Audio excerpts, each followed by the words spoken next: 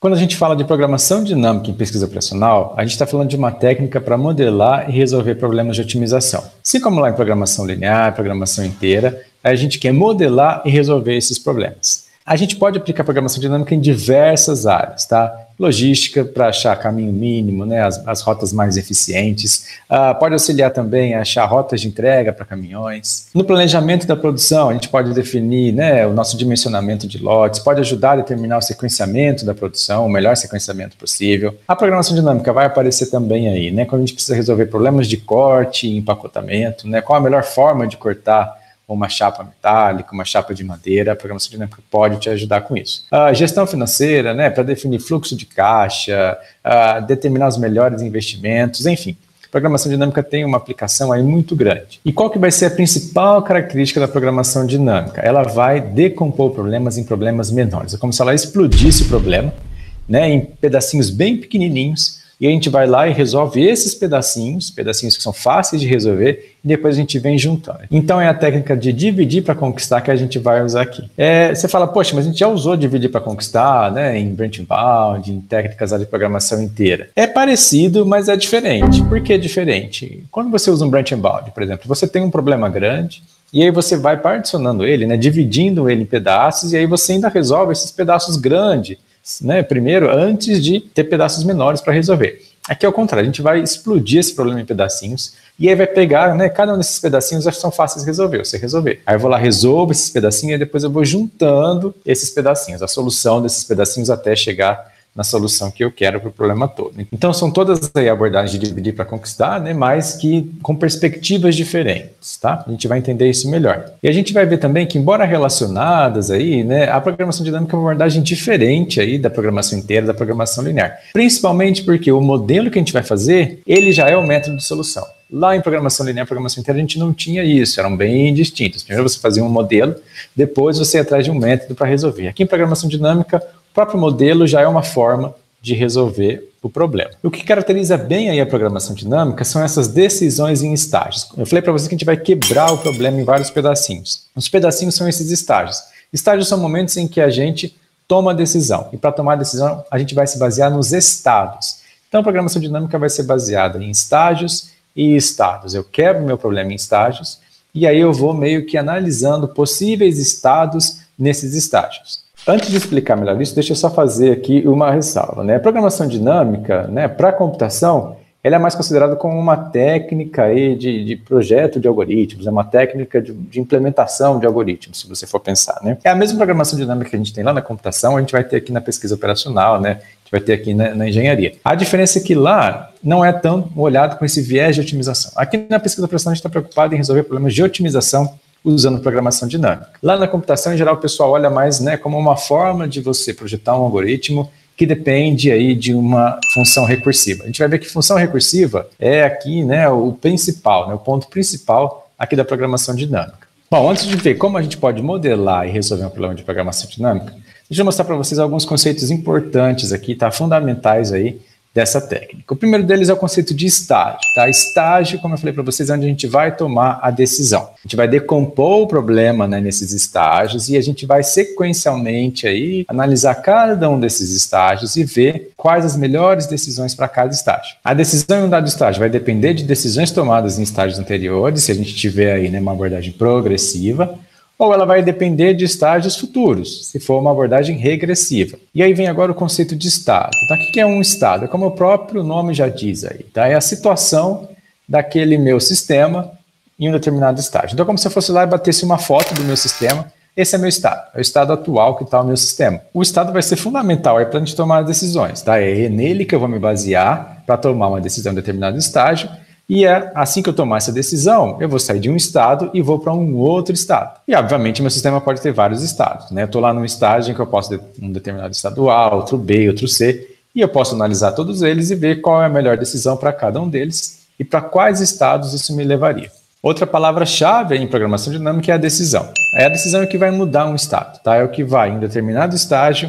Quando eu aplico, né, essa decisão em determinado estado, é o que vai progredir o meu sistema. Eu vou para um próximo estado. Para cada, né, decisão que eu tomar, eu vou ter aí um valor associado. Em geral, eu tenho esse valor que vai ser como se fosse a minha função objetivo. É o que vai guiar a escolha da melhor decisão para mim. E por fim, a gente tem um conceito aí de política, tá? O que é essa política? É uma sequência de decisões que são factíveis, que são viáveis aí para cada estágio. E aí vem, obviamente, o que a gente está buscando, que é a política ótima, que é a mesma coisa, né, que uma solução ótima. Então, lá em programação linear, programação inteira, a gente sempre falava, uma solução ótima, a melhor solução, né, ou uma das melhores soluções possíveis aí.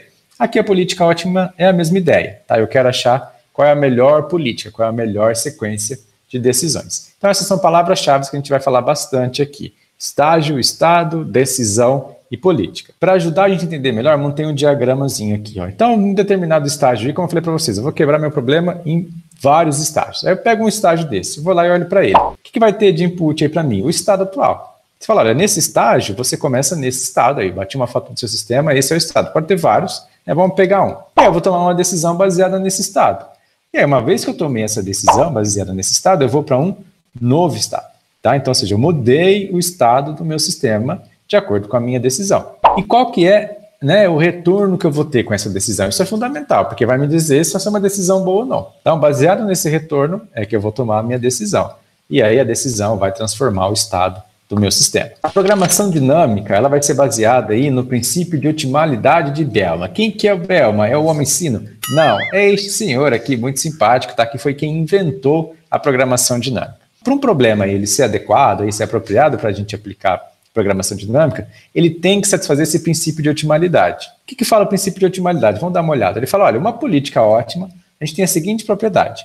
Qualquer que seja o estado inicial e a primeira decisão que a gente tomar, comecei, né, em determinado estado e uma determinada decisão. As decisões seguintes têm que ser ótimas com respeito ao estado resultante dessa primeira. Resumindo aí, em poucas palavras o princípio, né? Uma política ela só vai ser ótima se ela for formada por subpolíticas ótimas. Isso vai ser fundamental para a gente poder quebrar o problema. A programação dinâmica vai ser como uma dinamite, ela vai explodir o problema em pedacinhos, mas aí usando o princípio de otimalidade de Bellman, a gente vai garantir que tudo bem, eu só vou ter uma política ótima se dentro de cada pedacinho eu também tiver uma política ótima. E quando a gente fala de modelo de programação dinâmica, tá? Em geral a gente está falando de uma função recursiva, de uma equação recursiva. Tá? É essa recursão que vai permitir eu decompor esse problema, quebrar ele em pedacinhos e dividir para conquistar. Função recursiva é aquela que chama ela mesma, tá? E obviamente usando um parâmetro diferente. A definição da função, dentro da definição da função, você tem a própria função com um parâmetro aí diferente, obviamente, senão ela ficaria em loop, tá? Como assim? Você já deve ter calculado o fatorial de um número, né? Talvez ouviu falar aí da sequência de Fibonacci. Vou ver aqui 2 exemplos, tá? Por exemplo, cálculo, né, do fatorial de um número, que é a função, né, f de n é o n fatorial. Como é que você calcula o n fatorial? N vezes n menos 1, vezes n menos 2 e assim por diante. Vejam que, né, dentro dessa definição tem um outro fatorial. Como assim? Ó? Eu posso falar que essa fn aqui, que o n fatorial, nada mais é do que n, tá? Vezes n menos 1 fatorial. Ó, isso aqui é o n menos 1 fatorial. Mas o que é esse menos 1 fatorial? Tá? É a própria f de n menos 1. Então vejam que para definir aqui a fn, né, eu posso defini-la como n vezes f de n menos 1. Legal, então olha, para definir a função, dentro dela eu estou usando a própria função com um parâmetro diferente. Nenhum problema em fazer isso. Mas isso faz com que ela seja uma função, tá, recursiva. É, na verdade, uma definição recursiva, tá, para essa função. E vejam que isso daqui, né, eu vou sempre, o n vai para o n menos 1. A hora que eu chamar para o n menos 1, ele vai lá para o n menos 2, que depois vai chamar o n menos 3. E eu vou sempre diminuindo o meu n. E em algum momento eu tenho que parar. Então, eu preciso impor um limite aqui. Falo, olha, isso daqui você vai aplicando, mas para n maior que 1. E aí você precisa definir algumas condições que a gente chama de condições de contorno. Por que condições de contorno? São condições onde eu vou parar a minha recursão. Ou de um lado, ou de outro, mas eu preciso ter o que a gente chama desse contorno. Aqui, ó, eu defini tanto a F1 quanto a F0, né, como 1, mas poderia ter feito, né, aqui também n maior ou igual a 1, esquecer essa parte aqui, ficar só com F0 também funciona. Mas só para, né, como as duas aí são igual a 1, coloquei essa definição.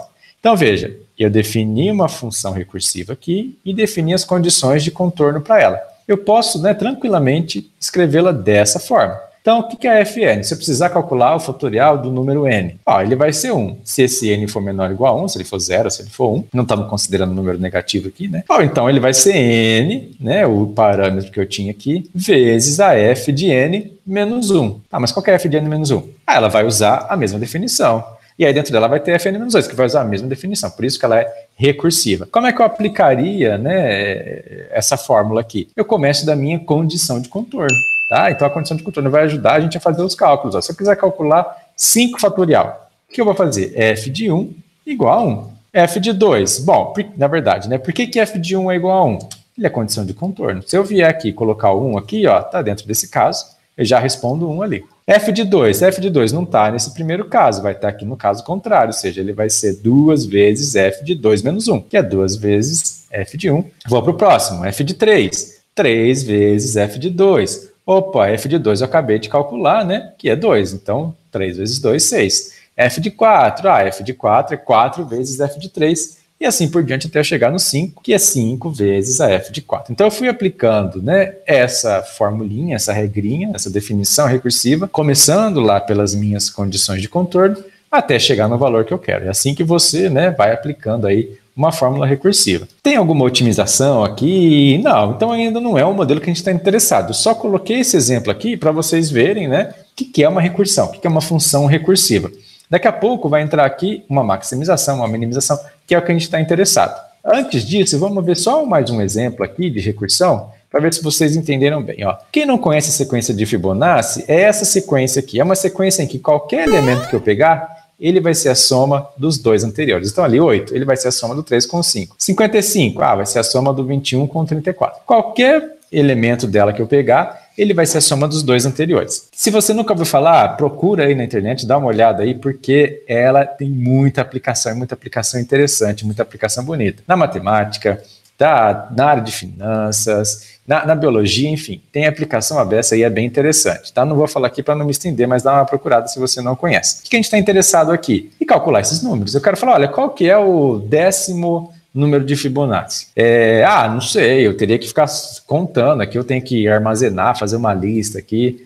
Dá para calcular? Tá. Qual que seria, né, a função que define uma sequência de Fibonacci? Então, f de n, eu vou chamar que f vai ser o elemento, né, por exemplo, vai ser o 21, vai ser o 89, vai ser um elemento dessa sequência, e n vai ser a posição dele. Então eu quero saber qual é o enésimo elemento. Bom, se o n é 0, vejam que o primeiro cara aqui, tá, eu estou chamando de posição 0. Na verdade, não existe aí muito padrão, tá? Dependendo do lugar que você olha, vamos falar que a sequência de Fibonacci começa em 0 e o segundo elemento é 1. Em alguns outros lugares ela vai começar como 1, 1, 2. Mais uma convenção aí que é certa. Esse cara aqui ele está sempre na posição 1, esse aqui está sempre na posição 2. Tá? E esse, né, se ele existir, ele vai estar na posição 0. Então, quem que é o cara na posição 0? O próprio 0. Quem que é o cara na posição 1? Posição 1 vai ser o 1. A partir disso, lembra, qualquer elemento vai ser a soma dos dois anteriores. Eu já falei, os dois primeiros, a partir de agora eu só falo o Fn, não importa quem seja, vai ser o F. N menos 1, ou seja, o cara na posição N menos 1, mais o cara na posição N menos 2. Então, basta eu somar aqui. Pronto, acabou. Defini aqui a minha função recursiva para calcular, né, ou seja, para conseguir aqui achar qualquer número dessa sequência de Fibonacci. Posso aplicar ela tranquilamente agora, sempre que eu quiser. Por exemplo, tá, se eu quisesse achar qual é o 5º número de Fibonacci, eu não tenho a lista aqui na minha mão. Aí estou colocando também o 5º aqui para facilitar, mas imagina que você quer, né, alguém bem lá na frente da sequência. Você pode usar essa função. Veja que essa função, ela vai chamar ela 2 vezes aqui, tanto, né, com o n-1 quanto com o n-2. Só um comentário aqui, né, isso é um erro comum aí quando a gente faz os primeiros cursos, né, de algoritmo, lá de introdução à programação de computadores e tal, a gente fala, poxa, isso é uma função recursiva, vou implementar com uma função recursiva, que legal, acha bonito, mas isso é bem perigoso. Quando eu chamo aqui o n-1, veja que para calcular ele, eu vou chamar também o n-2 e eu vou chamar o n-3, né, a f de n-2 e a f de n-3. E aqui eu já estou chamando a f de -2, e ela também vai chamar, né, aqui a f de -3, e depois a f de -4, e assim por diante. Eu vou fazendo muitos recálculos. Isso não é a melhor forma de, né, calcular isso. Como que a gente faz isso? Sequencialmente. Tá? Então o pessoal fala que usa programação dinâmica para isso. Por quê? Eu vou evitar recálculos. Essa é uma característica aí fundamental da programação dinâmica. Como é que a gente calcula isso? Começando sempre pelas condições de contorno. Falei para vocês, condições de contorno a gente sempre vai ter nessas fórmulas recursivas, porque é onde ela para.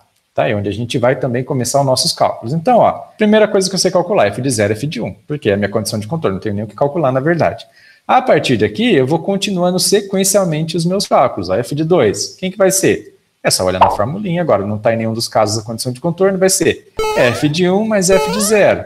f de 1 é 1, f de 0 é 0, substitui aqui 1. Próximo que eu vou calcular, f de 3, f de 2 mais f de 1. E assim por diante até eu chegar, né, no número que eu queria, o f de 5. Eu comecei das condições de contorno e fui até o número que eu estou buscando. A gente vai fazer a mesma coisa para resolver os probleminhas de otimização, por isso que eu estou batendo nessa tecla aqui. E o que é o fundamental aqui, ó? Veja que eu troquei um problema que era grande, que era estranho, que chamava, a função chamava ele mesmo, para probleminhas pequenos.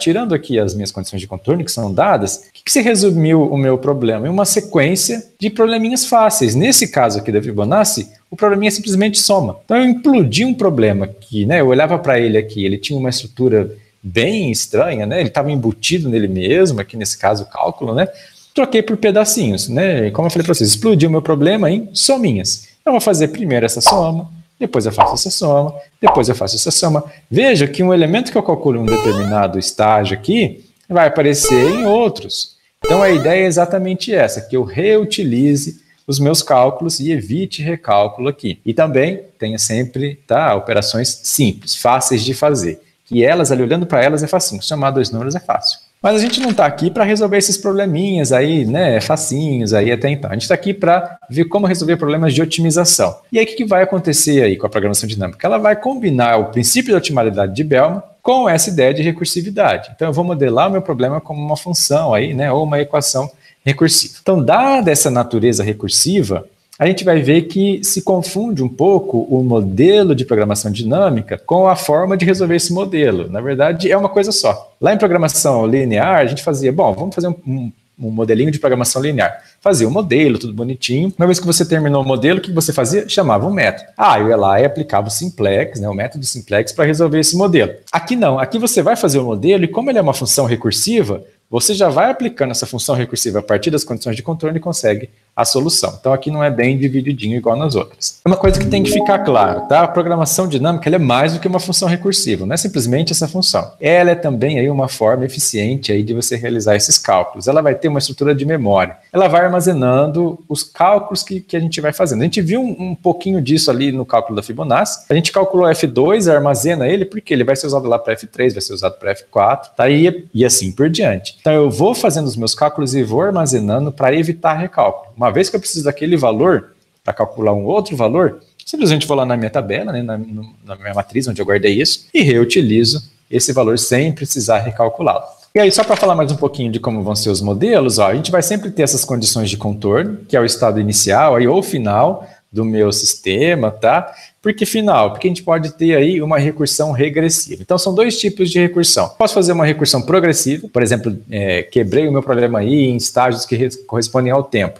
No dia 1, eu tenho lá uma condição de contorno e eu vou calculando o que acontece no dia 2, no dia 3, no dia 4. Não, é regressiva. Eu começo lá do meu último dia, tenho uma condição de contorno lá para o meu último dia e vou, né, analisando, aí, fazendo os meus cálculos, né, ao contrário, de trás para frente, do último dia para o penúltimo, para o antepenúltimo e assim por diante. A gente vai ver vários exemplos assim. Vamos então começar com um exemplo clássico aí em que a gente aplica a programação dinâmica, que é o problema de caminho mínimo. Tá? Imagina que a gente tem aí, né, uma rede como essa daqui. Simplifiquei, né? 1, 2, 3, 4, né? São os nós da minha rede, que representam em cidades. Tá? E sempre que eu tiver uma setinha, eu posso ir de uma cidade para outra. Eu coloquei aqui num formato, né, mais abstrato, mas poderiam ser, né, pontos que eu preciso aí, né, visitar. Na verdade, eu estou em 1 e eu quero chegar em T. Então, são pontos em que eu posso visitar, tá, para chegar até em T. Eu não consigo ir de 1 para T direto. Então, né, vamos supor que eu preciso passar por 2, por 5 e por T, né, para chegar no T. Não, é melhor eu ir por 3, por 6 e por T. Porque se eu quisesse enumerar, né, eu ia passar aqui o tempo enumerando vários caminhos, calculando, né,